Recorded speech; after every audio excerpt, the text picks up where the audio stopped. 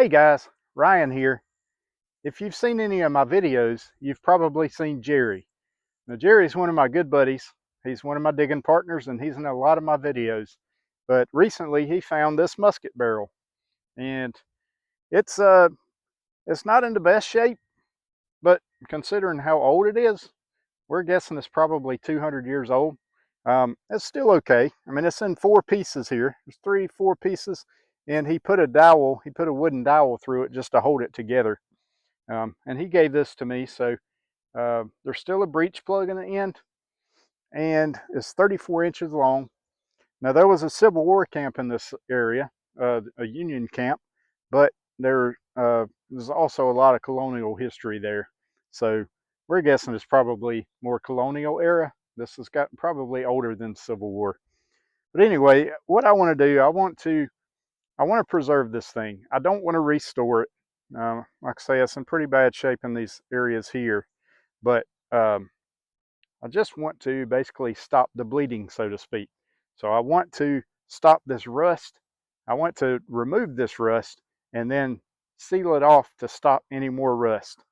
So we talked about electrolysis, but some of these areas are so brittle that we both feel like electrolysis would probably just be too harsh. It would probably break this thing into a billion pieces. So I'm going to do something a little less invasive. And like I say, we're just going to try to get some of this rust off and then seal this thing off and just kind of, just keep it from rusting again. And eventually what I may do in these areas that are broken, I may come in with some Bondo or something and try to, try to piece these pieces back together and, maybe get it to where I can take the dowel out and it'll be one piece. But for now, we're going to leave this dowel in here, and we are going to get started on this. It's going to be about a week-long process, what I have to do, and hopefully we can get this thing looking a little better and you know keep it for future generations. Well, step one is complete. Step one was I took this stuff here and I soaked it in Evapo-Rust, which is a rust remover. I soaked it for 3 days. I had a cover over it. You have to make sure if you ever use Evapo-Rust for any iron objects, you need to make sure that the container is covered completely. This stuff will evaporate and you don't want that to happen. So soaked it for 3 days. I rinsed it off really well, and then we're going to let this dry for 24 hours. We're going to let it air dry outside. Now, I use this stuff right here for all of my iron relics, everything, and I love it. I really, really love it. It does a great job. It's expensive. This 1 gallon container cost me 30 bucks, but it really works well.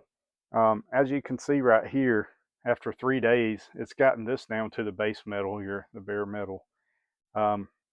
Now, normally, if I was doing, say, buckles or horseshoes or axe heads or something, I would leave them in this Evapo-Rust for 2 to 3 weeks, and it will get all of the rust off, and then I'll seal those items off. But because this is so brittle, you can see right here, this stuff is so brittle.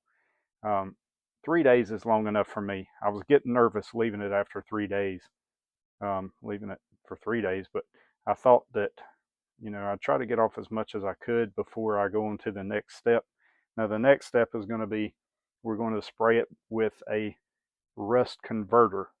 So what that'll do is get this rust and turn it into something more stable, and it will prevent future rust. I'll tell you more about that on the next step. We're on to step 2 now, and we're going to be using a rust converter made by a company called Seymour. There are lots of different rust converters on the market. I like this one just because it's a little cheaper than some of the others. It's made with phosphoric acid, and without getting too technical and nerdy, basically what it does, this phosphoric acid, it chemically reacts with the iron oxide, which is also known as rust, and it converts it into ferric phosphate. Now, ferric phosphate is stable. It turns the metal black, and it protects it from rusting again. As a proctologist might say, let's glove up and get this party started. we've got the rust converter here, and I did glove up for real. This stuff can be pretty harsh on your skin. So now what I had to do was shake this can. Originally when I started shaking it didn't do anything, but once that ball released, then I had to shake it for 1 minute. So we're just going to give this a coat on one side. It's going to take about 2 hours to dry.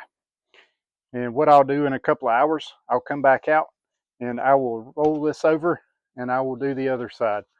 Now, if you're doing this yourself, if you're using this stuff, I don't recommend using like a trash bag or something light, like plastic that the wind's going to blow and blow this back over, because what can happen with the plastic is, just like if you were painting this, the plastic could, come up here, land on top, and stick while it's drying.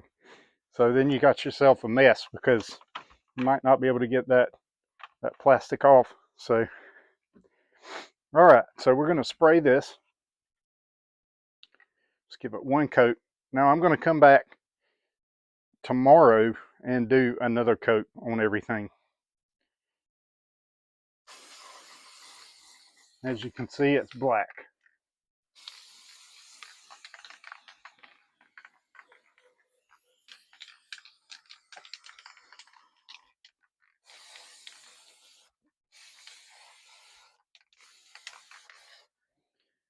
But just to be clear, this is not spray paint. This is it acts as a primer though, so you can paint over this.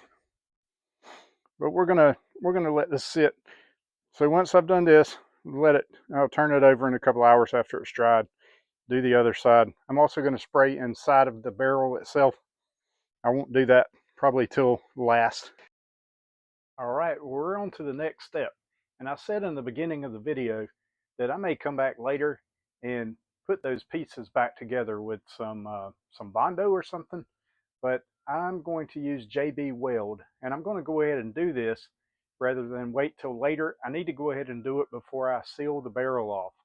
So I did part of it yesterday, and I let it dry overnight, and we're going to do the rest today. By the way, all the products that I use on this video, I will have a link in the description for my Amazon associate account. And so if you purchase any of these items through those links, I will get a small commission. Now, one thing we need to do before we use this product is, I've got a couple of pieces of metal here, and I'm going to put those down into these areas. What this is going to do, it's going to help this JB Weld bond a little better than it would.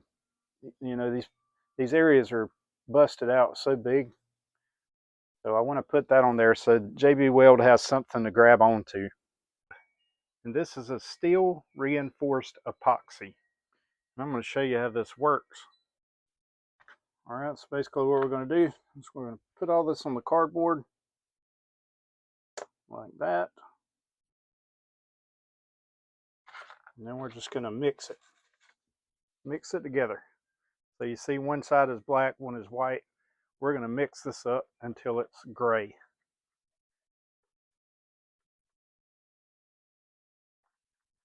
I'm going to get all the black and all the white out of there, make it all gray.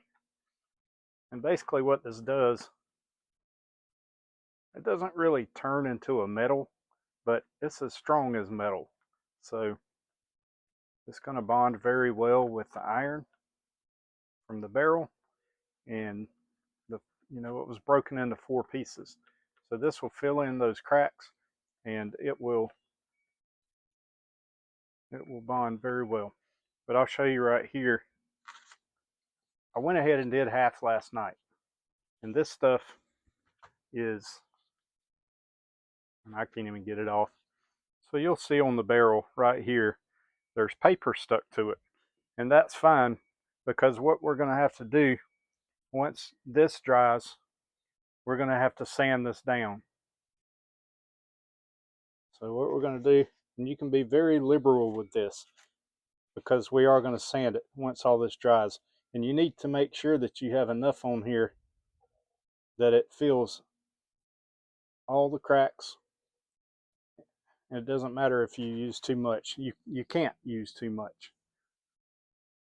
Once you sand it down, you won't even know.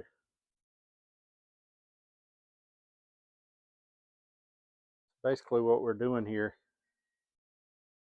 is we are bonding these pieces of metal together to make it one piece. Just like that. That part is done, and that part is done as well. So we're going to let that dry and cure overnight, and then we'll come back for the next step. Well, we're done with the JB Weld. So that dried, and what I had to do, because the sandpaper wasn't strong enough, I ended up having to use a metal file. And I filed down the JB Weld, and then I went back with my power sander with some number 80 sandpaper, and I smoothed it out. So it looks really good. There's one spot right here that's a little crooked, but that's okay. That doesn't bother me at all. Also, the dowel is stuck in there because it bonded to the JB Weld. And so what I ended up doing, I took a hacksaw and I cut it off right there on the edge. So it'll be in there as extra support, but I'm not going to be able to take that out. So that's all right though.